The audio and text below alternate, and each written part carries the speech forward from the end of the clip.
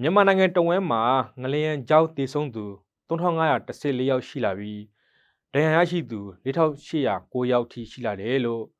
စစ်ကောင်စီရဲ့ဧပြီလ6ရက်နေ့ညနေပိုင်းသတင်းထုတ်ပြန်ချက်မှာဖော်ပြထားပါတယ်။ဒါအပြင်ပျောက်ဆုံးနေသူ210ရှိပြီး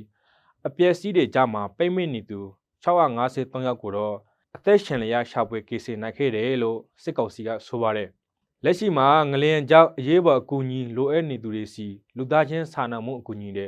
အမြန်ဆုံးရောက်နိုင်ဖို့ကုလသမဂ္ဂအပါအဝင်နိုင်ငံတကာအဖွဲ့အစည်းတွေက